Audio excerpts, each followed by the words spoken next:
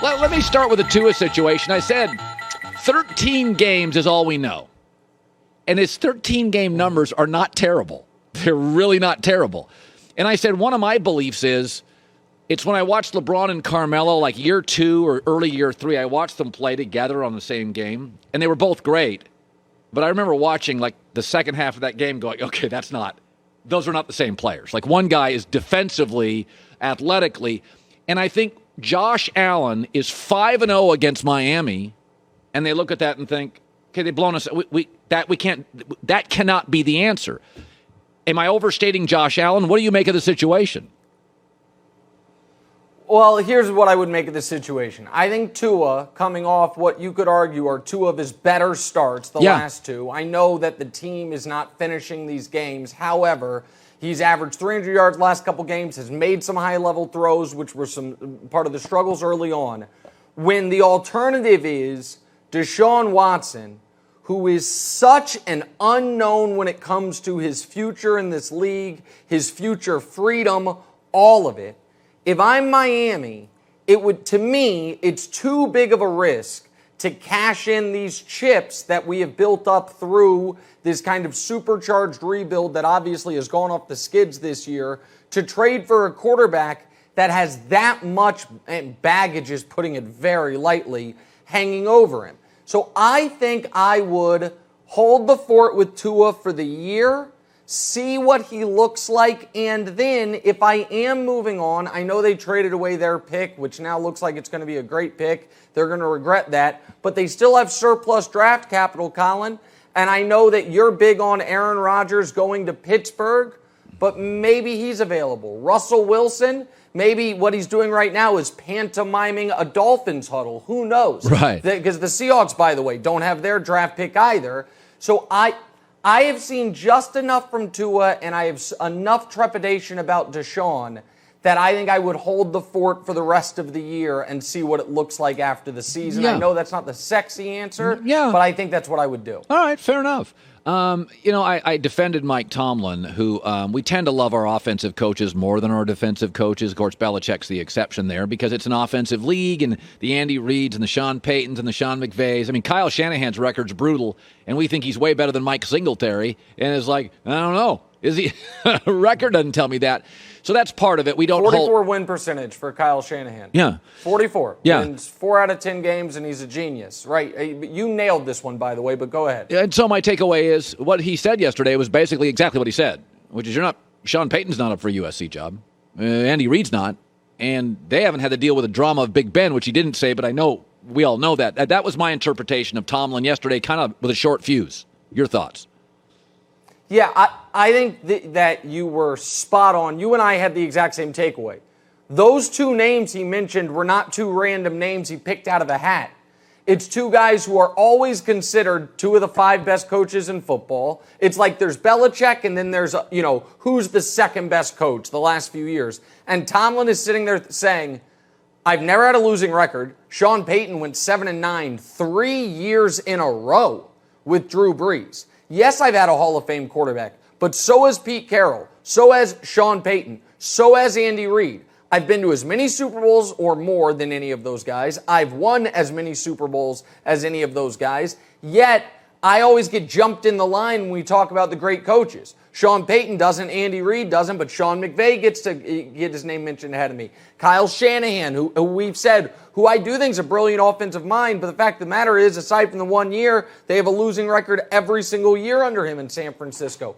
And Tomlin, I think it's fair, because you used to see this, by the way, with Mike McCarthy before he fell out of favor. I think Tomlin's like, you guys all talk about Mike McCarthy. He's had Aaron Rodgers. Like, what are we talking about here? And so, yeah, I think Tomlin, because he is such a team guy and not a me guy, you don't usually see this part of him. But I think that last little second was his frustration. Yeah. That you guys talk about all these coaches. I've never had a losing record. I've been to 2 Super Bowls. I've been to another conference championship game. And by the way, I've had to do it up until last year, the whole time in a conference with Peyton Manning and Tom Brady, and then just Tom Brady. Like, I've been in the NFC, you're not going through Peyton and Brady. Right. I had to. Yeah. So, yeah, I think I think he puffed out his chest a little bit saying, look at my resume compared to Andy Reid and Sean Payton. Tell me why they're better. Now, I'm going to be very diplomatic here. As my friend, I don't want to put you in harm's way. The Kansas City Chiefs, it has been a little turbulent. It has been a little rocky. First of all, when Michael Irvin said the dynasty's dead, they have not had a dynasty. We got to get to 3 of them. Let's stop the dynasty talk. But the second thing is, I do not believe the season's over. I think they'll figure their way out to 10-7. They'll figure it out. They'll get it right.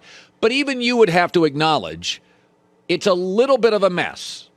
Is it a correctable mess right now? More than a little bit. Listen, I think it is correctable. I think it's fascinating that despite this Titans game where they were awful at everything, all the smart offensive numbers say this is still a top 4 offense in football. Yeah. For points per drive, points per play, how infrequently they punt. Despite the fact that they're turning the ball over 3 times a game, they're still about as efficient as any offense in football.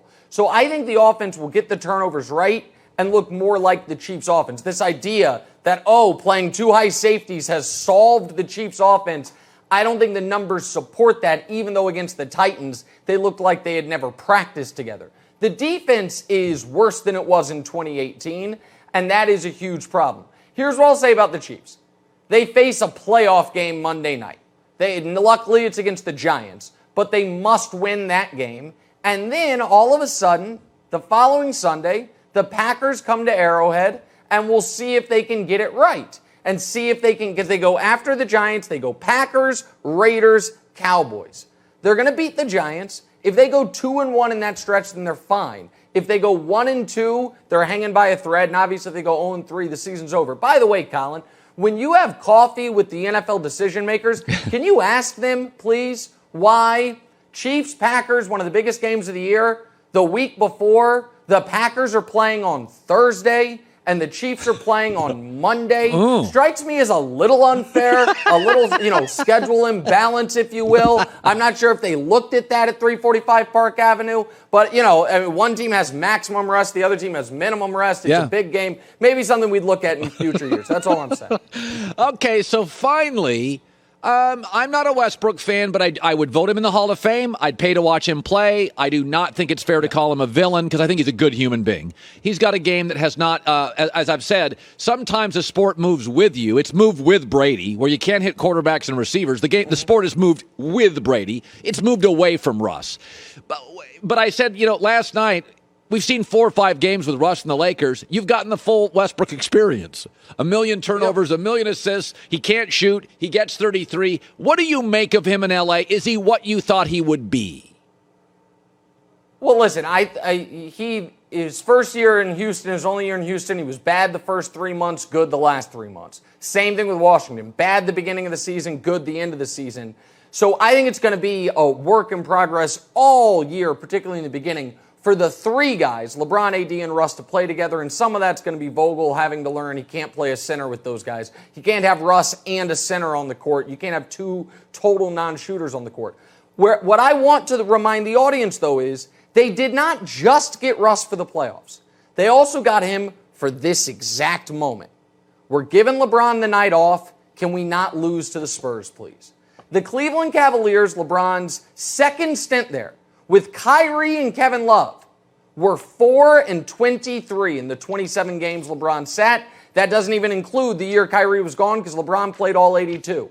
The Lakers, seeding is going to matter at least somewhat. They need to not lose winnable games when they are resting LeBron or letting him heal up from nicks and bruises. So I think that's part of the value. Can you not get blown off the court in the minutes he sits and the games he sits? They're going to take all year to have to figure out how they're going to work in the playoffs. But where they are positioned in the playoffs, nights like last night, maybe tonight, if LeBron rests again against OKC, Russ can be valuable. But before I go, I have a question for you. I know it's your show, but I have to ask you a question. Sure.